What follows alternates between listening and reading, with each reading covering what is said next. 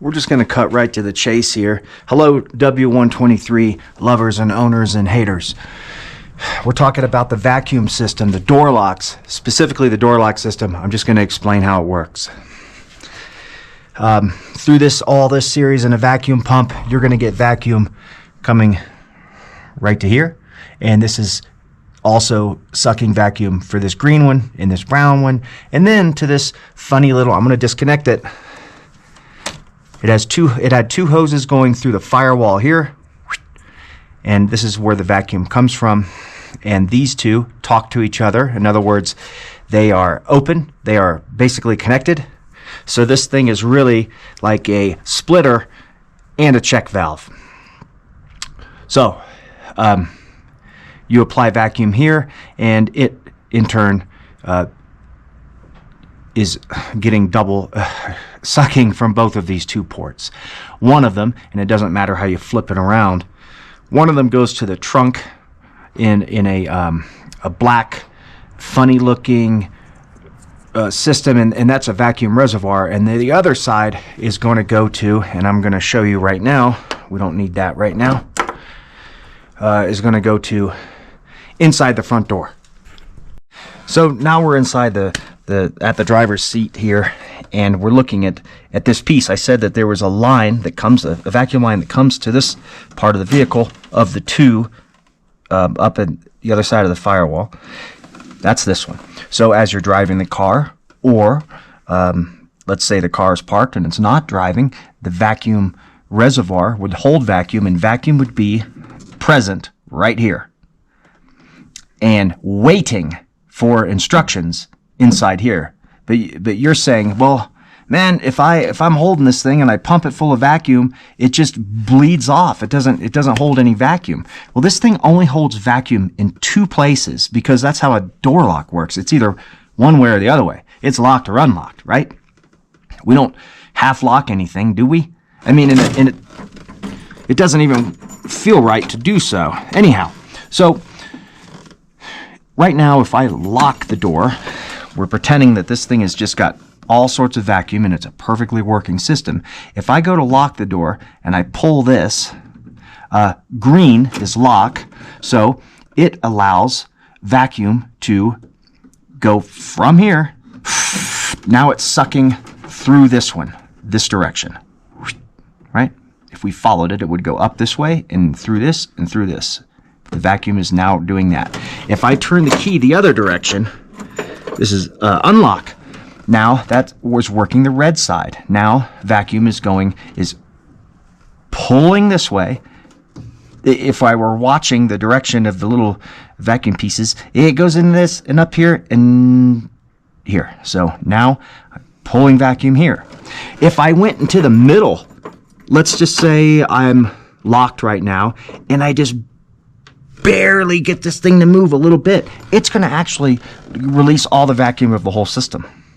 It's just the way it goes, because this car is supposed to be either locked or unlocked. Why does it lose vacuum in the middle, so to speak? Good question. Well, let me find this right here is a door lock actuator. Imagine if there were vacuum on both of them the whole time. And we could illustrate that by plugging off both of them with our finger. Man, oh, I'm sorry, that's a little adjustment thingy. Anyway, it would just get stuck in the middle. It would just sit there.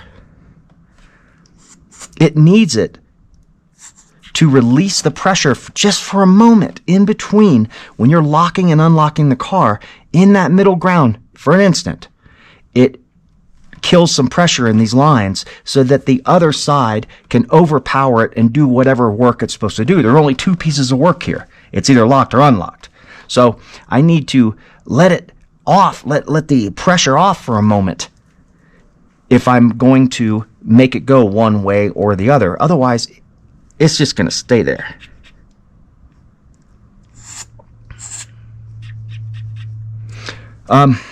That's why there's a moment. That's why it's hard to test. A lot of people have this off and they're holding it in their hand. I have one around here. Here's the new version. The new version is here.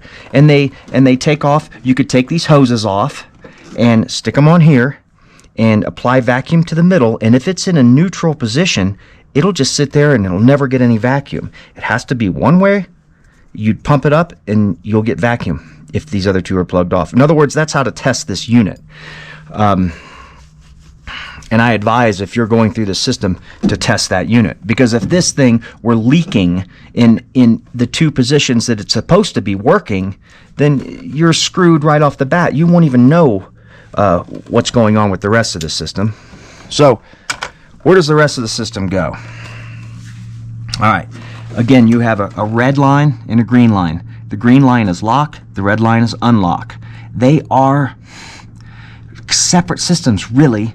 Anyway, there are two diaphragms in there, and when you apply vacuum to one, it does one thing, and the other one does the other thing.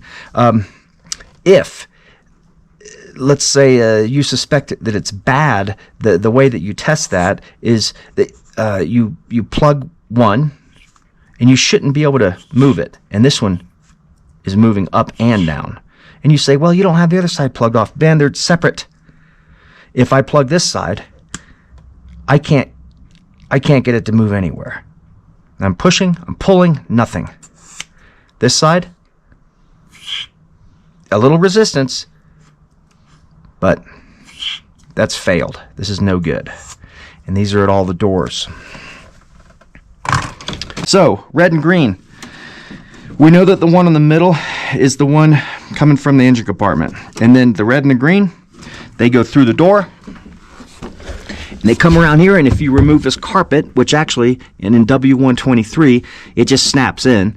It's below the floor mat. Take the floor mat out, unsnap this section of carpet. Pretty nice for them to set it up that way. And then along here, there's a cover, a black cover. We gotta get that out of the way to see what's going on. And here are the red and greens right here from what I just showed you right here, going to that front door. And they get split. Each one of those gets split two ways.